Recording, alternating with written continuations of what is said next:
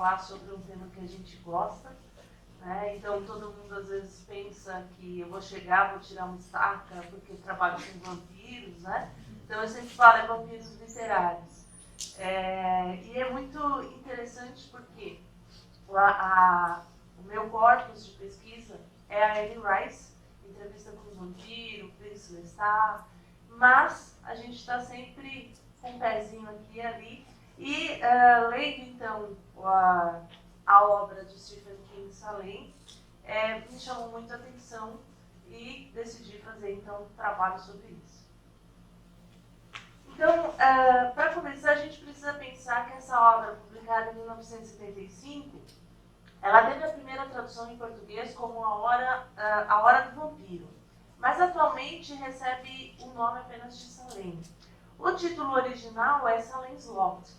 E aí a gente pode pensar, talvez, em Jerusalém, na Cidade Prometida, e é muito interessante porque logo na página 40 do livro, o Stephen King ele vai exatamente explicar qual é a origem desse nome, né? Então, Salem's Lot seria então o lote de Salem. Salem, na verdade, era uma porca da região, e ela acabou ficando desgarrada, fugiu ali do local e ficou selvagem. Então ele diz assim que toda vez que aparecia alguém querendo entrar nessa propriedade, o dono falava, olha, toma cuidado com o lote de Salem. Vou até ler um trechinho aqui para vocês. Jerusalém escapou do chiqueiro na hora de comer e fugiu para a floresta próxima, onde se tornou brava e selvagem. Tanner, que é o dono do terreno, alertava as crianças para sair de sua propriedade, inclinando-se sobre o portão e sussurrando em tom terrível e agorento: fiquem longe do lote da Jerusalém, se não quiserem perder as tripas. O aviso pegou e o nome também. O fato não prova nada, a não ser que nos Estados Unidos até uma porca pode aspirar à imortalidade.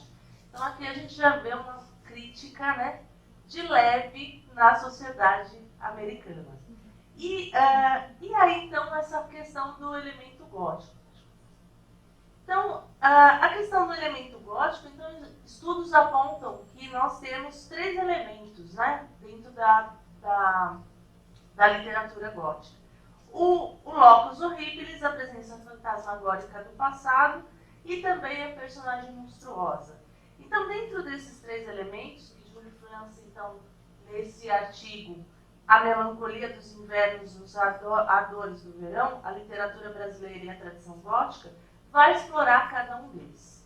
E é muito interessante porque essa obra ela contempla esses 3 elementos. Mas aqui, como a gente tem 20 minutos, então o único foco aqui vão ser as personagens, né? Então a primeira personagem que a gente tem é justamente Hubert Marston, e que ele fora presidente de uma companhia de transportes da Nova Inglaterra nos anos 20, e dizia que ele então conseguiu se enriquecer contrabandeando o uísque canadense. Em 1928, ele e a esposa se mudam para uma casa chamada Casa Marston, e ela tem uma localização privilegiada. O casal ele não tinha contato com outros moradores, mas em 1939, então eles se mudaram em 1928, e em 1939 foi descoberta a tragédia, né? O Hubert Marston tirou a própria vida, né? Então se suicidou. Na verdade, primeiro ele matou a esposa e depois ele se suicida. E aqui é onde a gente vê o ponto de contato. Por quê? O fato de tirar a própria vida já era um pré-requisito para virar vampiro. Até aqui a gente tem a Guinness coloca que tirar a própria vida pode fazer com que torne-se um vampiro. O suicídio é considerado um pecado ou uma afronta a Deus, pois nele uma pessoa assume poderes divinos de decidir sobre a vida e a morte. Tradicionalmente, os suicidas não podem ser enterrados em solo sagrado. No folclore romeno, os corpos dos suicidas deveriam ser enterrados imediatamente, colocados em água corrente, para evitar que eles tornassem vampiros. Então aqui a gente tem um ponto de contato, mas o Hubert Marsen não vai virar vampiro, não é vampiro, mas ele é um suicida. E morou na casa, numa casa, né, na casa Marsen, que a gente vai ver mais pra frente, que é importante dentro da história. A segunda personagem nós temos é o padre Callahan. E aqui também é muito interessante porque é um padre que leva uma vida dupla. E ele por diversas vezes, ele pedia perdão, porque ele era bêbado e imprestável. Então, o tempo todo ele está oscilando. E o mais interessante é que ele não enfrenta o vampiro, pelo contrário. Ele acaba sendo mordido, como diz aqui o trecho do Kim. Venha, falso padre, tome a minha comunhão. Isso o vampiro falando, né? E Callahan sentiu a boca pressionar a pele fétida e fria, o sangue manchando suas faces, seu queixo, sua testa, como uma pintura de guerra. E por fim ele bebeu.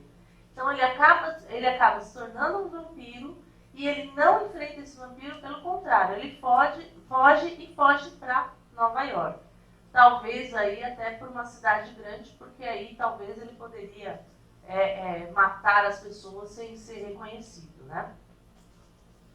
Outra personagem também, que essa, no meu ponto de vista, é a mais assustadora, é uma mãe abusiva que bate num bebê de 10 meses. E ela, o tempo todo, ela abusa desse bebê. E ela diz assim, né? O bebê ouvindo-a chorou mais alto. Cala a boca, ela gritou de repente. Arrancou-o do berço como se fosse um pedaço de trapo. Cale a boca. Então aqui, esses trechos são os mais impactantes do meu ponto de vista, porque o alívio do bebê é justamente quando ele é transformado em vampiro. E aí diz assim, as contusões haviam desaparecido, sumiram da noite para o dia, e o rostinho estava incólume e perfeito, estava corado. Então aqui é o ponto que mais chama atenção, porque é algo que talvez seja mais comum na nossa sociedade, né? Uma mãe abusiva, uma mãe que bate numa criança, num bebê de 10 meses. Né? E isso é o que nos choca. Um outro ponto também, e isso também foi inovador para a época, né? na década de 70, é a questão da gangue de crianças vampiras. Então, o motorista, ele é acordado na madrugada com a buzina do ônibus. E aí ele começa a olhar assim, sonolento, e começa a ver que tem um monte de criança dentro do ônibus de madrugada. E quando ele chega, então ele descobre que essas crianças eram as crianças vampiras lideradas pelo garoto que havia sido morto e enterrado. Então aqui também é uma questão interessante, que na hora que a gente acaba lendo o texto, a gente consegue até visualizar bem a cena, né? Então, ele na hora que está sendo atacado, né, ele diz, não, sussurrou. Eles se aproximaram, arreganhando os dentes. Por favor, não. E se abateram sobre ele. Então, aqui a gente também percebe essa questão, né? Então, não é mais um vampiro, mas uma gangue de crianças vampiras, né? E, por fim, a apresentação do vampiro. E aqui é interessante porque esse vampiro ele tem um assistente que chama Crockett Straker. E aí a gente pode pensar até no próprio nome Stalker, né? E Barlow é o vampiro, ele tem uma loja de móveis e antiguidades, e ele já percorreu grandes cidades. Então, aqui é interessante pensar que esse vampiro de Kim, ele é muito parecido com o vampiro de Stoker e, consequentemente, com o vampiro de Bela Lugosi, que incorporou a personagem de Stoker nos anos 30, né? E aqui, então, tem um trecho que diz, né?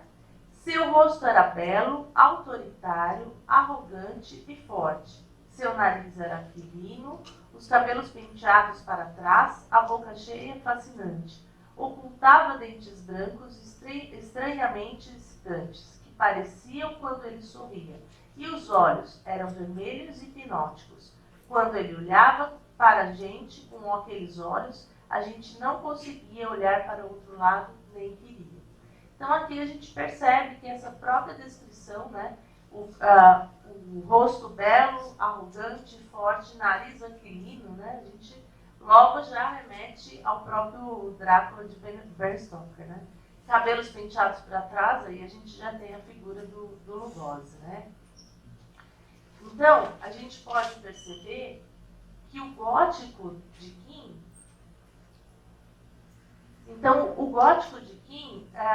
ele vai permear por causa dessa subversão das normas da sociedade. Então, a gente tem um assassino, um suicida, um padre bêbado e mentiroso, uma mãe abusiva. Então, nessa questão, a gente acaba se perguntando, né? Quem é mais vampiro? É o próprio Barlow ou são essas outras personagens? E aqui, então, Panther e Byron ainda coloca, né, que a violência e os inexplicáveis distúrbios sobrenaturais na ficção de King são constantemente neutralizados por uma certa insensibilidade da parte de alguns dos personagens humanos. De fato, os fenômenos ocultos muitas vezes parecem ser apenas um dispositivo para descrever, de tempos em tempos, uma batalha humana entre as forças do individualismo e coragem bom e as forças da ciência e do militar ruim. Nesse sentido, pode-se ver o trabalho de Kim como uma extensão de um projeto ideológico relacionado ao modo de vida americano. Em outro, a questão do porquê é necessário recorrer aos extremos do horror literário para perseguir esse tema continua sendo um desafio significativo. Então aqui a gente consegue perceber que essa obra ela permeia o gótico nessa questão da subversão. Então, aqui nós temos personagens que lutam com forças antagônicas, né?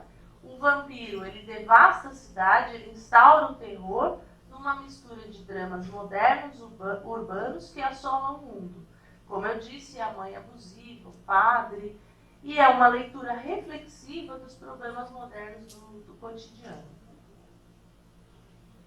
Aqui tem a referência que eu usei. Pode passar. E aqui meu contato. Obrigada.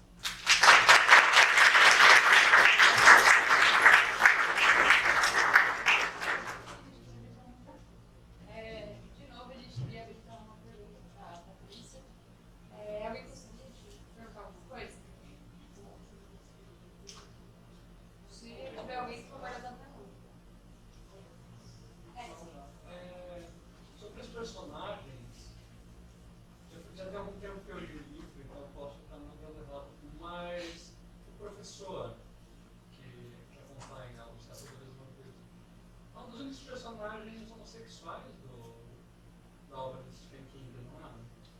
Sim, não aparece nitidamente, né? Na obra não aparece nitidamente, mas ele é um professor de literatura, né? E ele tem essa questão a ele que faz ele permite o vampiro entrar na casa dele, né? Na verdade não o vampiro original, mas uma personagem vampirizada. Então ele tem essa questão um pouco Van Helsing, que ele conhece as histórias, as lendas, né? Então ele é um conhecedor.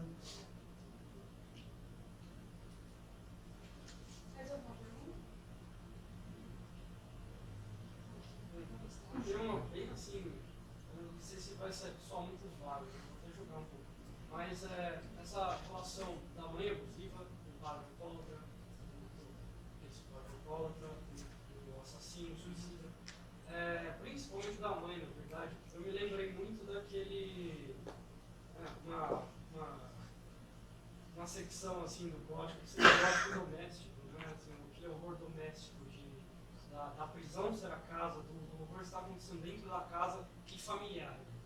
É latente nessa parte, porque eu realmente não li o livro ainda.